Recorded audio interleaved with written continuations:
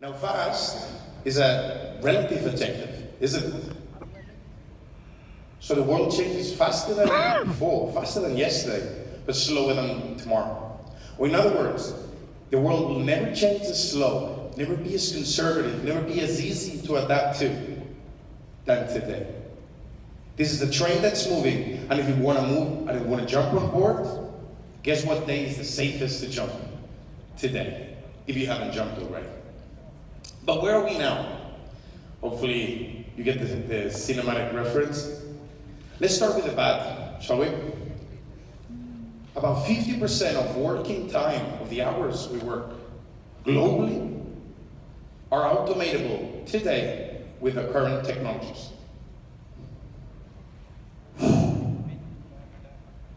Get some water, right?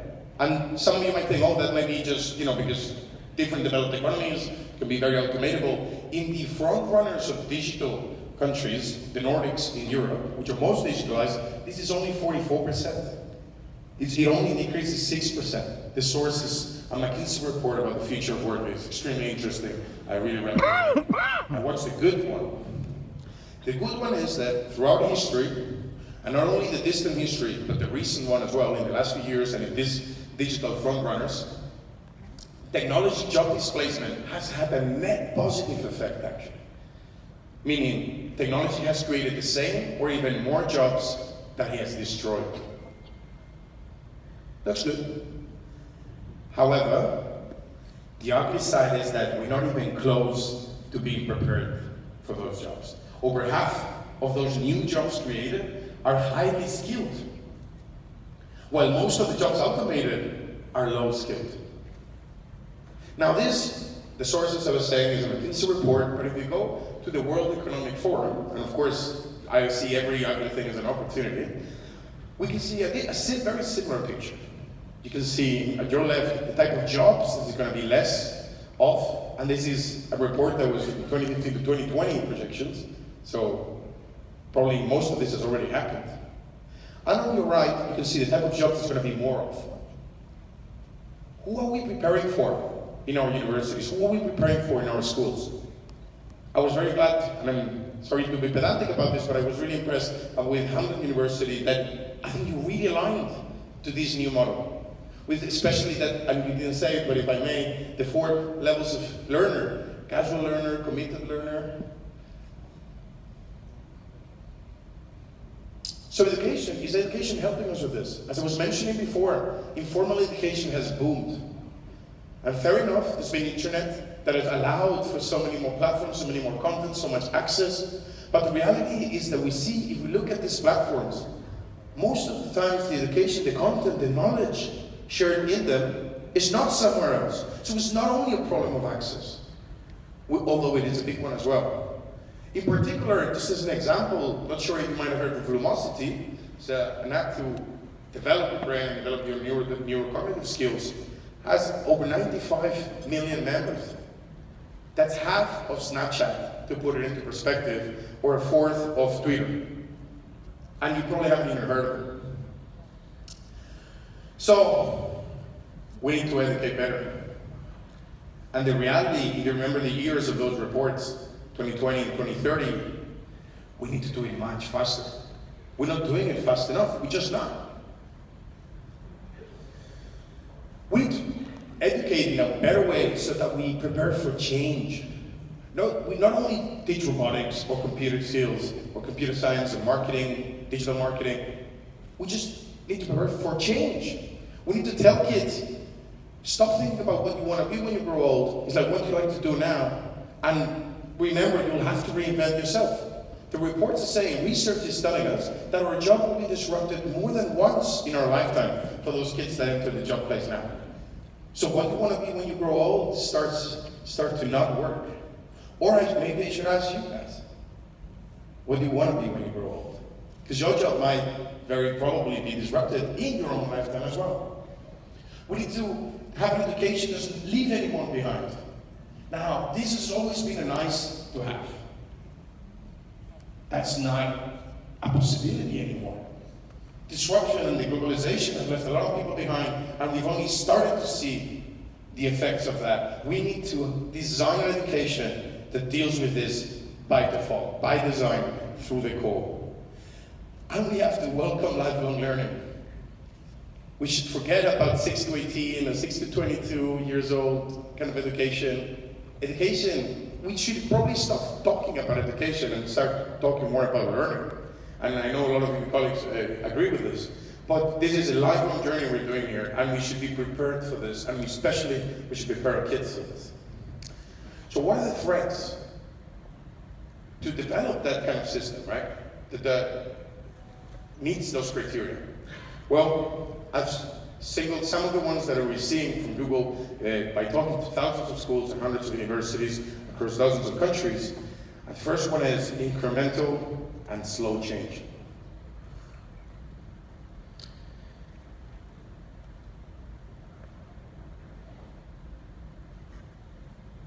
Not sure if it can be read from behind. How many of you agree with this sentence? Are there a lot of publishers in the room? I don't see a lot of hands. Well, so did Graham Bell over a century ago. When is this going to become true? Isn't it going to become true? This is a snapshot from Ken Robinson's famous TED Talk that is animated by RSA. This is the most viewed TED Talk in history, so I assume a lot of you have seen it as well. But our current education system was designed in the intellectual current of the Enlightenment and the economic circumstance of the Industrial Revolution. And you can see that it really works as a factory, doesn't it?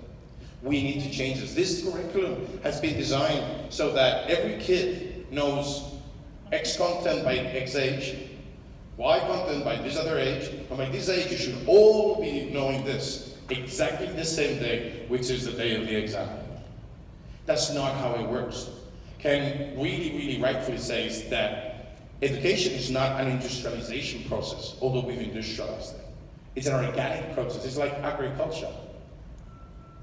We shouldn't compare it to the Michelin restaurant where we personalize and tailor to every single student, because we can't. We wish we could. We wish we could put one teacher, one mentor, one coach to every single kid, but that's not something we're going to be able to do. But similar to agriculture, if we put the conditions, we establish the fertility, we work the land so that the kids can flourish, then we can do it at scale.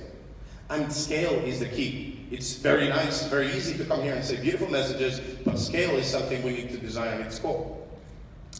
And this is an example, forget all the writings, you don't have to go into it, but this is an example of what an education software or platform should look like in the back end. This is the example of an integral model of education based on neurodevelopment, cognitive skills development. So for example, we can see like the basic cognitive functions such as perception, selective attention, working memory, long-term memory, have to be trained the same way a football player has to run across the field and train his or her muscles. Then those get applied to specific cognitive processes such as literacy, maths, or sciences. Interestingly enough, the basic cognitive functions such as perception are exclusive to those specific cognitive processes. That means we have to train perception and literacy, and then we have to train it again in maths. Those skills actually don't transfer. And those are the intrapersonal skills. And then we go into what we call the inter and intrapersonal skills development, which is what many of you might have recognized with project-based learning.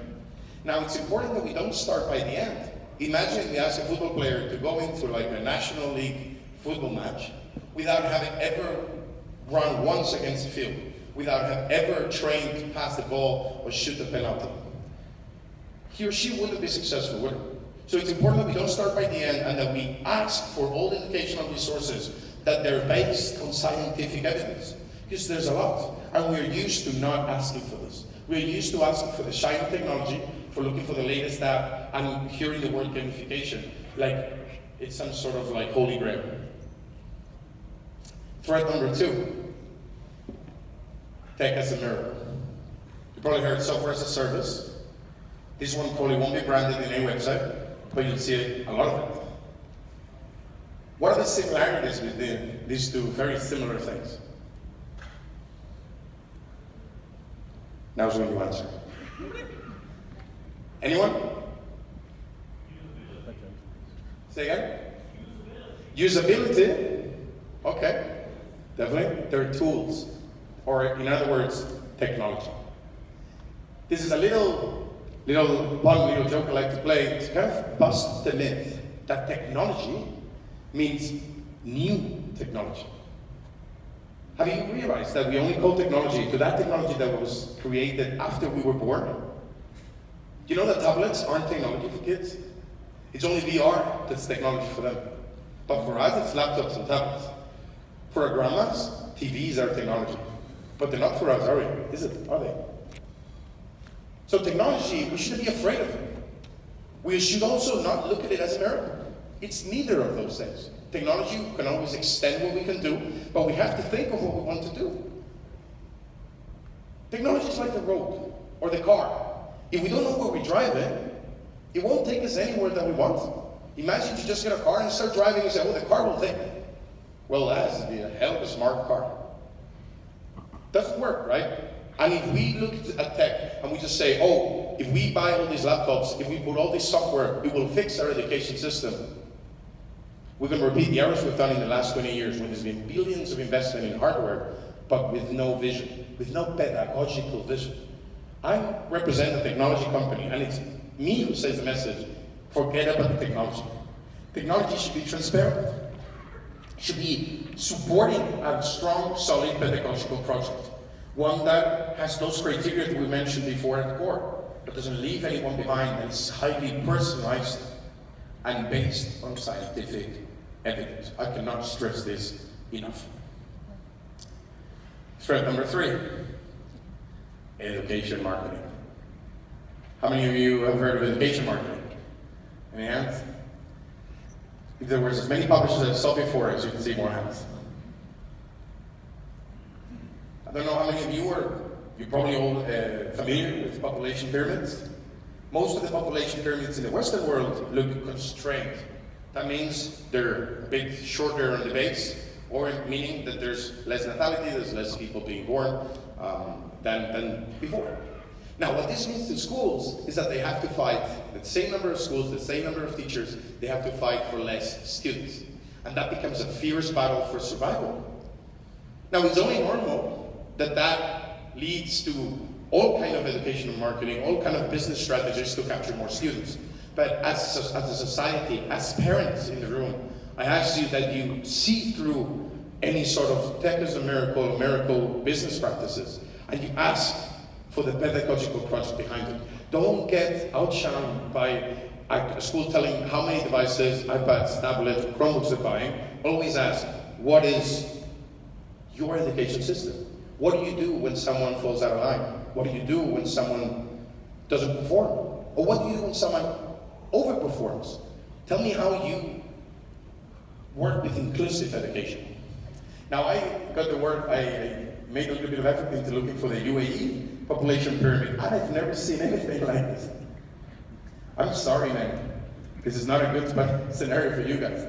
This is actually due to immigration, that it's mostly male and mostly working class. I had to look for it, it was very interesting. Now, however, you can still see at the bottom that it's still constrained. So this affects the UAE and the Arab community as much as the Western world. And the reality is that when we focus on marketing, when our leaders of our schools and institutions are focusing on that education marketing, we're just not looking at the other road, which is education. We're not. And we might focus on one thing, or we might focus on the other one.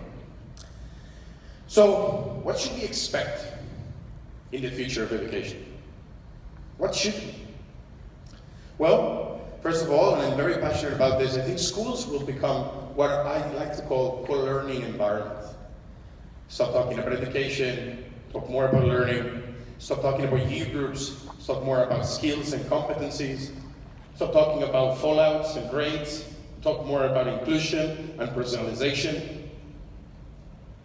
We'll talk more about converting education into a science, which is what it is, even though we're not treating it that way. We talk more about the why and less about the what. When you go to a school and they say, we've bought all these devices, ask them why. And keep asking why, like a kid. Why, until they throw you out of the school, or maybe one less question than that. And ask them, for example, one good answer to this would be, well, we want to bridge the inequality of access to education and the inequality of access to opportunities. We want to solve that through personalization of learning so that every kid can reach their top potential. And we have proven, we have researched that that's the case, that they have a lot of potential each kid and that we're not exploiting it at all. And what, in the end, well, we want to make a new use of computers or IT in the classroom. One that fosters not just a substitution device for the books, which are great as well, but rather an instrument to improve access and personalization. And more data-driven decisions. Pardon the excessive numbers, but this is exactly my message. This is how education marketing should look like. It shouldn't look like an amazing device with the new features, more RAM, and a beautiful camera. This is how ugly it should look like. And I give you a little bit of a hint of how this works. It took me a while, so pardon me for that. This is actually a Spanish education and software company that they've been researching how the brain works for more than 20 years. And how the brain learns from early stages, in 3 years old, until over 15 years old. The company is called ITEN Learning. It's a difficult name. But here's what one of the pieces of data that they gave to me, one of the pieces of research, validation of their software that they gave to me. This software was deployed to over 10,000 students.